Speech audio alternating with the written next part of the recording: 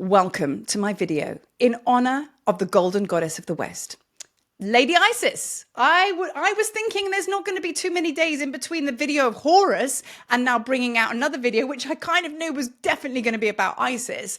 I put the video of Horus out yesterday, and since yesterday, not even 24 hours, so much has happened. I've had a big thing go on with Isis, and yeah, it was just like, well, this is the video. It's coming right off the bat of Horus. So he opened the portal. Now this guy been moving around with me. We've been buddies, hey? I've taken him everywhere around with the house with me. I'm like, it feels wrong not to have him in my hand and in my pocket. So I've been hanging out with Horus, who's opened up some massive doorways to his mom.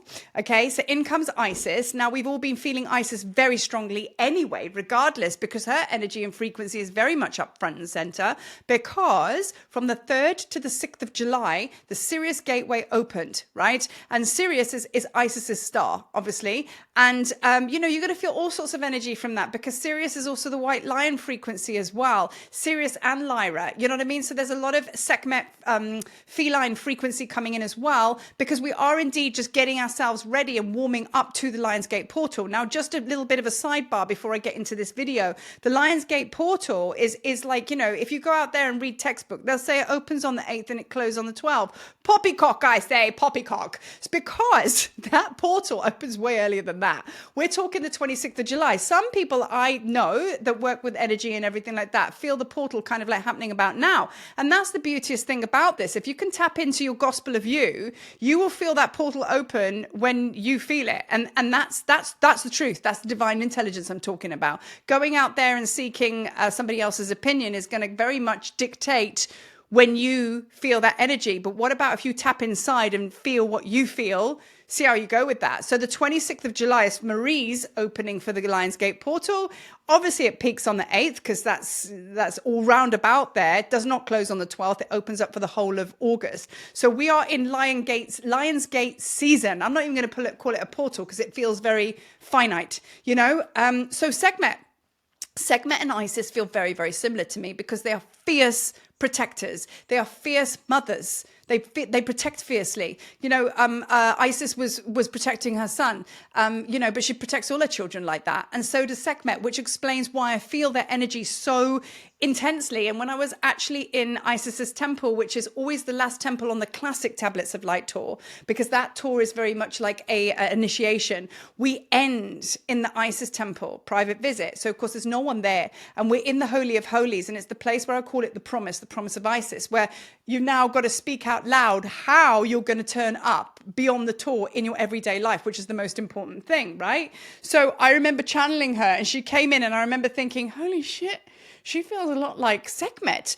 And it was this like fierceness to her. And I mean, I knew it was Isis, but there was a very similar energy, which basically brings me into this video, because all of these goddesses, they're known as the goddess of 10,000 names for good reason, because they will show themselves to you kind of like, oh, look at that. Oh, you'll feel me differently here today. Oh, look at that. And as you evolve, so will these gods and goddesses, right? Because you never stay in one place, you know, for too long, because you're constantly transforming. So as you go through the layers of embodying these gods and goddesses, what will happen is you'll start at a certain understanding and frequency of that god and goddess. Then you'll complete on that. And then you go, I'm done with that. And then that goddess will show you another part of themselves and going, what about this? This is another part of my personality, which is actually inside of you.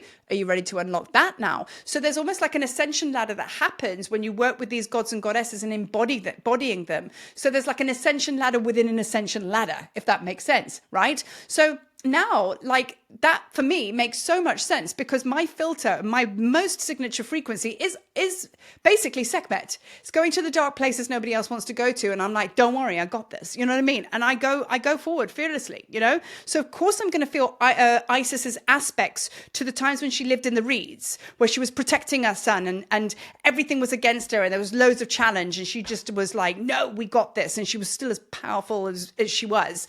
And when I channel her like that, I tap into the shamanka of Isis, which is soul retrieval. I took my skirt and my knickers and I get down and I crouch and I drum and I take us onto the most powerful soul retrieval. So that's an aspect of Isis that I know of her timeline in me. And I'm going to get into because she's the goddess of perseverance. I'm going to get into that in a minute as to as to how that's changed and why. But first of all, let's just speak about her ascended mastery and bring her energies and her frequencies and her skill sets into this space. Right, so she's the goddess of magic, fertility, resurrection rites, all about Osiris. He was dismembered to be remembered, the journey of consciousness, right? Soul retrieval, spoke about that. Fierce protection, healing, love, creation, all of the things to do with bringing idea into physical form.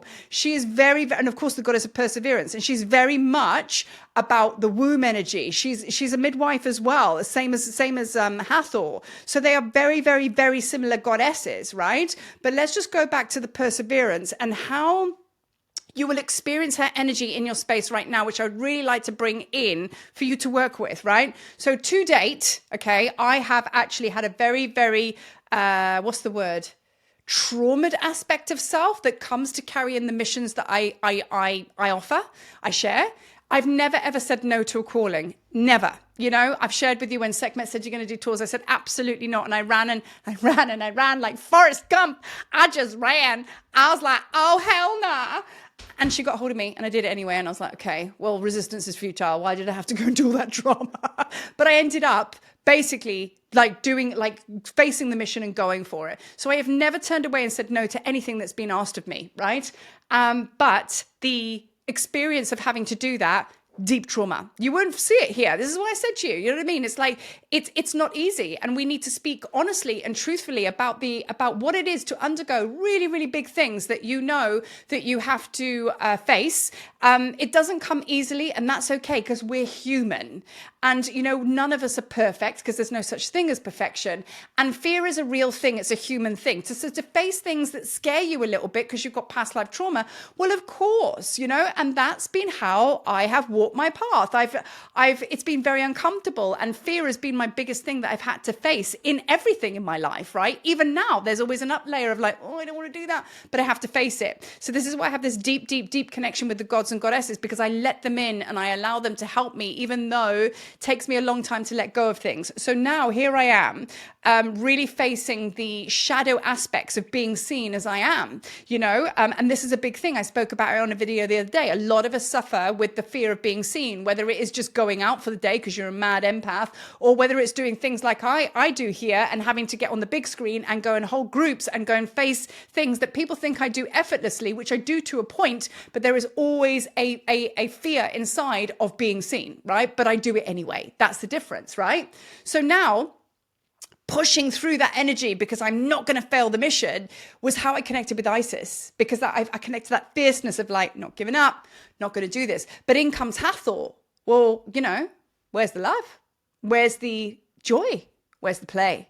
So now since Hathor's come in, she's now double circle back, pull in Isis and go, right, okay, let's have another conversation, shall we, ladies? Because we can't do this painful mission anymore. So that's how I connected with Isis. I did everything through the goddess of perseverance. And I love that because it helps me relate to the human aspects of my journey. And Isis helped me with that. Yes, Isis is all about the goddess of creation, which I tap into that aspect as well. Very powerfully, nailed that one. But there is an aspect of me that suffered with being in a human life. I've spoken about being in a physical body. Hated it. And now in the last couple of days, I've really embodied the joy of being here in the middle timeline. And that is because of Hathor, and that is because of Isis. And of course, Sekhmet, because she'll never, ever have me writhing in fear. She'll always give me the courage to stride forward. So it's a whole thing, right? So now Hathor and Isis are two different goddesses, but they're the same. So I've written here, where did I write it? Hathor is the highest celestial expression of Isis, put it that way, because when you look at Isis on the temples, right, you will see that she has a throne on her head, because she's obviously, this is to do with her royalty and about Horus going on the throne and everything like that. Later on down the line, you will see that Isis now had cow horns, which is why Isis and Hathor get mixed up so much, right? And Isis and Ma'at get mixed up so much because the feather is Ma'at. She looks the same as Isis, wings outstretched, but it's the feather that will tell you. Isis has a throne on her head And when she was more evolved, she got upgraded, she got the promotion, and she got the cow horns, right? But Hathor is the oldest goddess before anything. So Isis kind of wasn't as old as her, so they kind of like moved together. But Hathor is the more evolved celestial goddess, right? So that's why they both have cow horns. Both star goddesses, okay, and both sun goddesses, because of the sun disk, you know. So that's the practical similarities of the two of them. Energetically, both creation codes, both to do with the womb. Energetically, both to do with love, unconditional love. In a way, both to do with death, rebirth, and resurrection, because Hathor's actually a dark mother as well. She is found in the underworld, believe it or not. And that's where Sekhmet comes out a little bit. Do you know what I mean? So you'll find that there's all these cross-pollinations between these gods and goddesses, because essentially it's all one anyway, right? So these two goddesses are one of the same, both mothers to Horus, written in ancient scripture, right? But then, as we spoke about in Horus's video, Hathor then switches over to being the consort of Horus. You know what I mean? So it all moves and changes. But this backs up the whole point that wherever you are in your life and whatever vibration you're at, you will look at a certain god and goddess and go, right, okay, let's connect. And you will connect in the current timeline that you're in with the wisdom that you need to unlock and the lessons you need to learn, if that makes sense, right? And then it evolves. So you will not have a relationship with Isis in a year's time. It will be the same. No, you won't have a relationship with Sekhmet. And I've spoken about this a lot, that, you know, you'll go to Sekhmet time and time again. You'll sit at her feet, curled up like a little kitten, broken and bruised, and just like, oh my God, help me. And you feed her because she's a shadow hunter. So you feed her with the shadow. Sekhmet loves it. She loves a good meal. And you give that to her. But eventually when your shadow is complete and you stand strong next to Sekhmet, what does Sekhmet now become to you? She's an ignition of fire for passion projects and everything like that. And that's where Hathor becomes more alive, because Hathor's all about the sexual energy and the fire and the fun. And then all of a sudden those two goddesses mean something else. So allow the divine creative flow of these goddesses just to move where they need to go. Stay away from the textbook matter of fact list, because at the end of the day, you have a special relationship with them and there's a special agreement. If you follow too much of the text and you abandon the gospel of you're going to be restricted.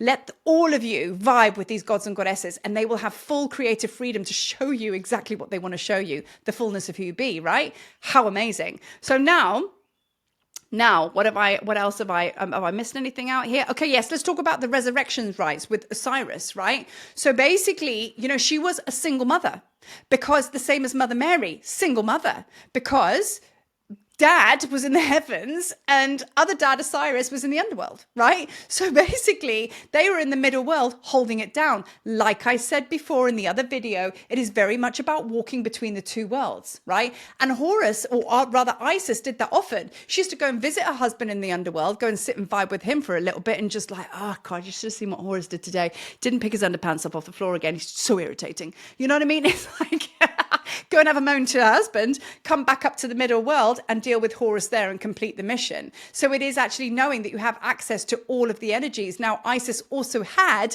connection to the stars. So because she's a star goddess, so she would go up there as well. As above, so below, so within, so without. So we're going to really bring Isis into the goddess of the sycamore, which is the sycamore tree is actually the tree of life. That is one of Hathor's names.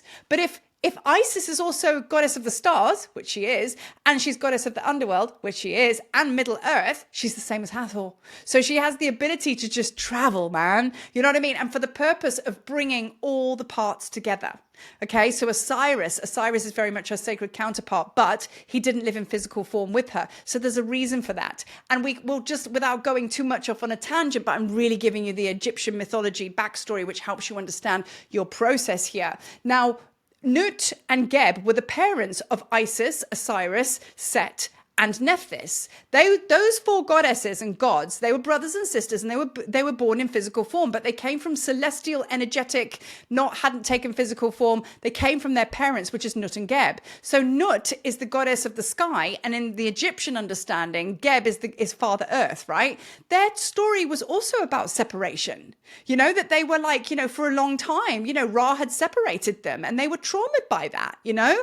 And if you go back to the story of then, I won't fill this video with that, but it's the same kind of vibe where the divine masculine and the divine feminine were separate, but they found their way back to one another, which is where the children were born into physical form, which was that front line of physical gods onto the earth. So your journey will always be about masculine and feminine in separation coming back together. Horus and Hathor.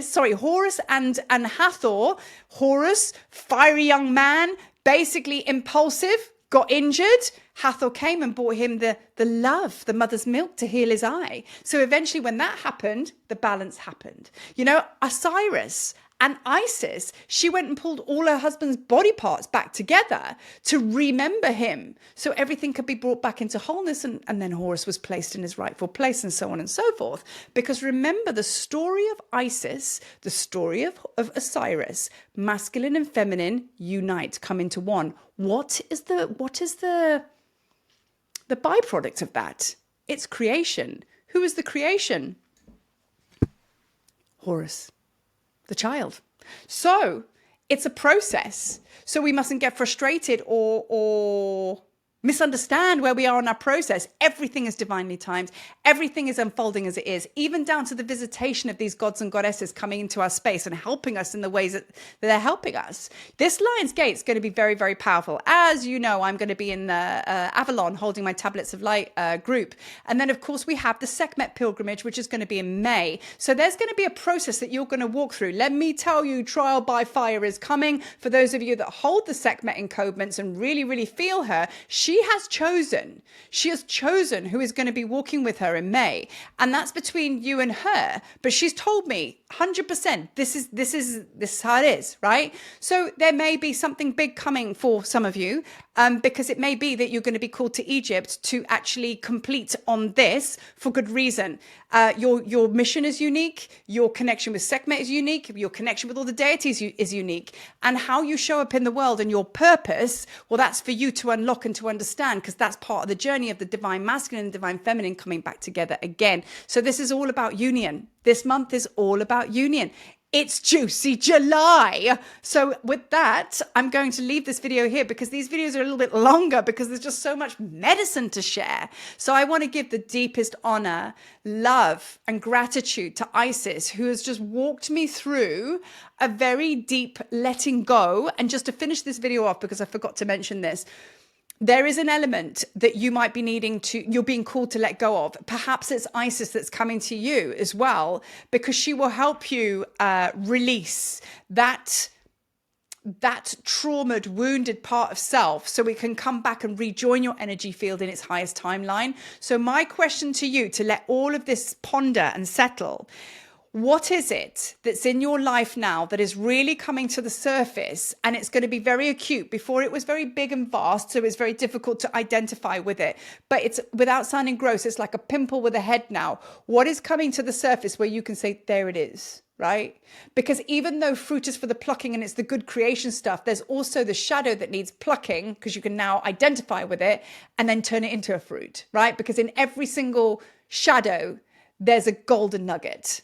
There's a fruit, right? A juicy fruit. So what is it that's coming up for you that you feel is really ready to just change? You know, what can Isis help you with? Speak to Isis, ask her, what is it that you need to let go of? And let me tell you, I only wish the massive shift and blessings that I've received from her since doing that video with Horus. So something's going to happen to you between listening to Horus video and this video. Like, I shit you not, like, you know, that's probably not the best way to end this video by saying I shit you not, but whatever. You're used to our vibe, you know what I mean? It is what it is. But let me know how you get on. And so much love, so much Isis love coming from me to you, baby Horus. See you on the next video, guys. Peace.